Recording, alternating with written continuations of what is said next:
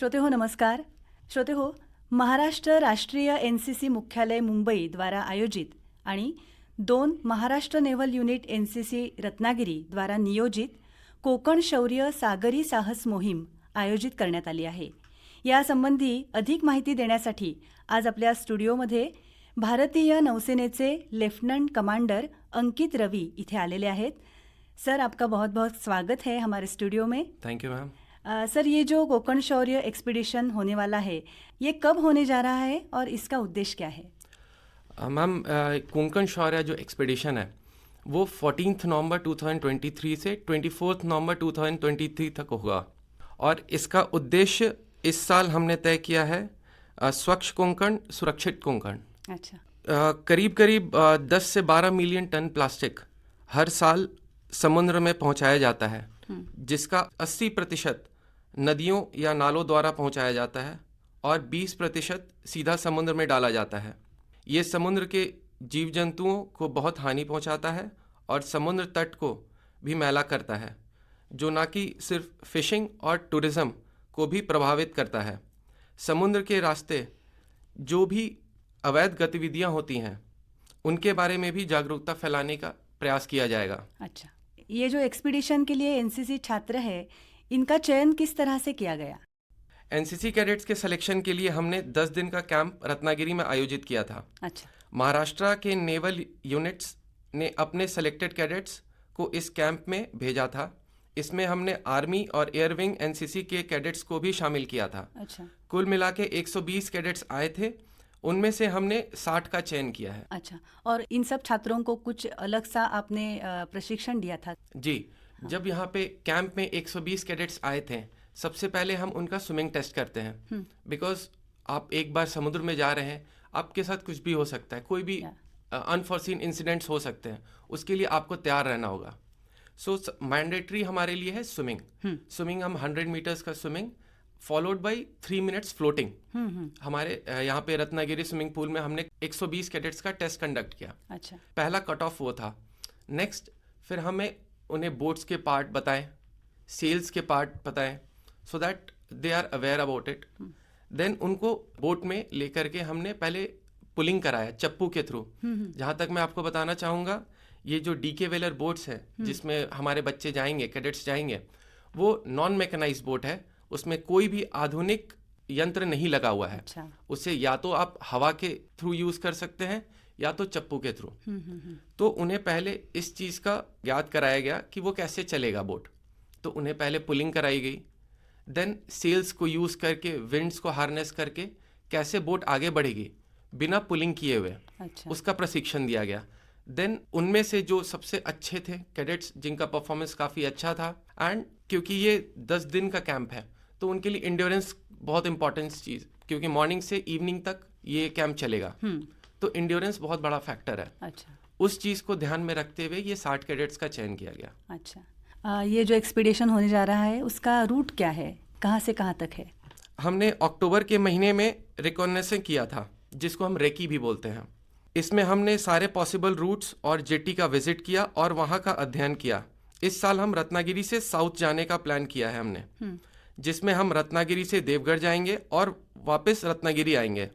इस दौरान हम रत्नागिरी के भगवती जेटी, रनपर के Finolex jetty, पूर्णागढ़ jetty, अम्बोलगढ़ jetty, मूसाकाची jetty, रत्नादुर्ग होते हुए देवगढ़ पहुंचेंगे और इसी रूट से वापस रत्नागिरी आएंगे. अच्छा. हमने 10 दिनों के मुहिम के लिए हर रोज 12 से 15 नॉटिकल माइल्स, जो कि ऑलमोस्ट 22 से 25 किलोमीटर्स के आसपास रखा है. अच्छा. हर दिन कैडेट्स जो हैं इतना अच्छा. डिस्टेंस कवर करेंगे. और इस 10 दिन के मुहिम के बाद ऑलमोस्ट 127 नॉटिकल माइल्स, जो कि लगभग 235 किलोमीटर्स, ये डिस्टेंस कवर किया जाएगा. अच्छा. ये जो कैडेट्स है, सेल करने वाले हैं, वो जगह जगह पे हर किनारे पे उतरेंगे, तो वहाँ पे उनका शेड्यूल किस तरह से रहने वाला है, वो क्या करने वाले हैं? सबसे पहले ये अर्ली मॉर्निंग स्टार्ट होगा पुलिंग. वहाँ से जैसा मैंने आपको बताया कि 12 से 15 नॉटिकल माइल्स हर दिन करेंगे. पहुँचते पहुँचते इवनिंग हो जाएगा, ऑलमोस्ट अर्ली इवनिंग हो जाएगा. वहाँ पे फिर पहुँच के हमने सारा उनका जो रहने का है वो या तो स्कूल या तो कॉलेजेस में ऑर्गेनाइज़ किया हुआ है, उनके सपोर्ट से ऑर्गेनाइज़ किया गया है. एंड वहाँ पे हम एक बार कैडेट्स जो पहुँचेंगे तो उनका इंटरेक्शन स्कूल के बच्चों से, देन मार्केट या फिर स्कूल्स में पथनाट्य, लेक्चर्स और रैली का आयोजन किया जाएगा। अच्छा। जिससे हम लोकल पब्लिक को अवेयरनेस फैला सकते हैं हाँ। और उनसे इंटरेक्शन कर सकते हैं। हाँ हाँ, जो आपका उद्देश्य है कि स्वच्छ कोकण वो लोगों तक आप इसी तरह से जी पहुंचाएंगे। जी। जब वहाँ पे रात में जब बच्चे रुकेंगे, जब पथनाट्य होगा, देन लेक्चर्स होंगे और वो लेक्चर्स उन कैडेट्स के द्वारा लिया जाएगा। उसमें जो लोकल यूथ है उनको प्रोत्साहित किया जाएगा आर्म फोर्सेस ज्वाइन करने के लिए, हाँ। सो दैट वो अपनी देश की सेवा और अच्छे से कर सके। अच्छा, ओके। इस एक्सपीडिशन के लिए बैकअप टीम्स कार्यरत रहने वाली है, तो इसके बारे में कुछ बताइए ना। इस मुहिम में बच्चों की सेफ्टी के लिए और किसी भी अनफॉर्सीन इंसिडेंट्स को निपटने के लिए सेफ्टी सबसे ज़्यादा इम्पॉर्टेंट होता है कैडेट्स का। तो उस चीज़ के लिए हमने coast guard, western naval command Mumbai, Maharashtra maritime board और Maharashtra police and coastal police, इनसे टाई अप करके रखा है एंड इनके पास हमारी सारी गतिविधियों का पूरा ब्यौरा है, सो दैट अगर कोई भी इंसिडेंट होता है तो we can easily contact them. हाँ, ये किस तरह से सहायता करेंगे आपकी? देखिए मैम, इंडियन कोस्ट गार्ड उनके पास हेलीकॉप्टर्स हैं, शिप्स हैं, इंडियन नेवी के पास भी हेलीकॉप्टर्स हैं, शिप्स हैं। So in case of any emergency आप कोस्टल पुलिस के पास भी जहाँ तक है कि शिप्स हैं, छोटे छोटे फास्ट शिप्स हैं, बोट्स हैं। तो अगर in case of any unforeseen incidents they can approach us by boats. वो हमारे पास बोट से ज़्यादा जल्दी आ सकते हैं रादर देन बाई रोड। अच्छा, ओके। ये जो एनसीसी का एक्सपीडिशन है वो नेशनल कैंप की तरह से है? जी मैडम। तो उसका बच्चों को क्या फ़ायदा होगा और इनके करियर के दृष्टि से क्या फ़ायदा होगा? जी, पहले मैं बताता हूँ मैम, ये जो नेशनल कैंप है उसके बारे में। Basically most enterprising naval unit NCC, ये एक नेशनल कैंप है।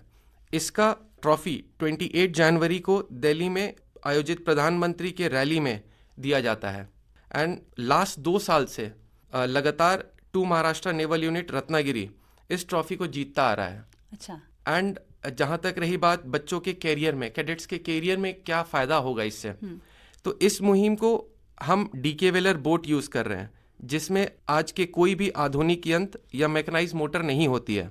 इस बोट को या तो आप हवा के मदद से या चप्पू के मदद से चलाते हैं। ये ओल्ड एज प्रैक्टिस है। सेलिंग बहुत बड़ा एक फील्ड है जिसमें नेशनल लेवल और इंटरनेशनल लेवल कॉम्पिटिशन्स होते हैं।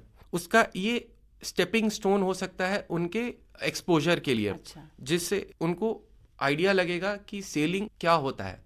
एंड इसके काफ़ी बड़े बड़े इवेंट्स होते हैं, जैसे मैंने बताया national events and international events होते हैं। यानी कि बच्चों को बहुत कॉन्फिडेंस भी मिलेगा जी इस तरह के कंपटीशन में सहभागी होने के लिए। जी, लोगों को पता नहीं होता है कि ऐसे भी कॉम्पिटिशन्स होते हैं। तो उनका एक्सपोजर ये बहुत बढ़ाएगा, होरायझन बढ़ाएगा उनका। अच्छा अच्छा। ही जी काही आता कोकण शौर्य मोहीम होणार आहे, तर त्यामुळे पालकांना किंवा शैक्षणिक संस्थांना किंवा तिथल्या मुलांना आपण काय आवाहन करू इच्छिता? जी मैडम, इसके बारे में बताना चाहूँगा। जैसे अगर कोई एक कैडेट है, वो एक कॉलेज में पढ़ता है, उसका होराइजन उस कॉलेज से बाहर नहीं जा पाता बिकॉज वो इतना बिजी रहता है पढ़ाई में, एकेडमिक्स में, सो दैट वो बाहर बाकी चीज़ें के बारे में नहीं सोच पाता है। इस चीज़ में एनसीसी हेल्प करता है बिकॉज एनसीसी एक नेशनल ऑर्गेनाइजेशन है, नेशनल यूनिफॉर्म ऑर्गेनाइजेशन है, जिसमें महाराष्ट्र के नहीं इंडिया के सारे कैडेट्स इन्वॉल्व होते हैं। तो आप जैसे देखिए, एक कंपटीशन अगर हो रहा है, सबसे पहले एक यूनिट कराता है। एक unit as in 2 Maharashtra naval unit ने एक इवेंट कराया, उसमें स्कूल के बच्चे, कॉलेज के बच्चे, सारे इंट्रैक्शन होता है, उनको एक्सपोजर मिलता है, देन उनको कॉन्फिडेंस बिल्डअप होता है बिकॉज हम इसमें अलग अलग एक्टिविटीज़ करवाते हैं। पथनाट्य होता है, लेक्चर्स होता है, they get an opportunity to show themselves, जो कि कॉलेजेस में बहुत बार होता है, दोस्तों के बीच में वो छुप जाता है। बट यहाँ पे कंपटीशन में जब प्रूव करना होता है अपने आप को, तो they give their best. Then unit से हम आगे बढ़ें तो डायरेक्टरेट आता है, महाराष्ट्र डायरेक्टरेट। यूनिट से जो चयन किए हुए स्टूडेंट्स होते हैं, कैडेट्स होते हैं, उनको हम डायरेक्टरेट के इवेंट्स में भेजते हैं। देन डायरेक्टरेट के इवेंट्स में उनका इंट्रैक्शन होता है अलग अलग कॉलेजेस से, लाइक मुंबई से बच्चे आते हैं, पुणे से बच्चे आते हैं, नासिक से बच्चे आते हैं, तो उनसे इंट्रैक्शन होता है, तो उनका होराइजन और बढ़ता है। They get more opportunity, they get to know the world more, कि बाहर क्या चल रहा है, रत्नागिरी के बाहर क्या चल रहा है। या फिर देन आप महाराष्ट्र डायरेक्टरेट से आप ऊपर बढ़ेंगे तो DGNCC लेवल में, नेशनल लेवल में आप महाराष्ट्र स्टेट को रिप्रेजेंट करते हैं, that is a pride thing. And आप महाराष्ट्र से बाहर निकल के अलग अलग स्टेट्स के कैडेट से आप इंटरेक्ट करते हैं। नेशनल इवेंट्स होते हैं, जैसे हो गया नौसैनिक कैंप हो गया, थल सैनिक कैंप हो गया, तो इनमें आप ऑल ओवर इंडिया के सिलेक्टेड कैडेट्स आते हैं। हाँ।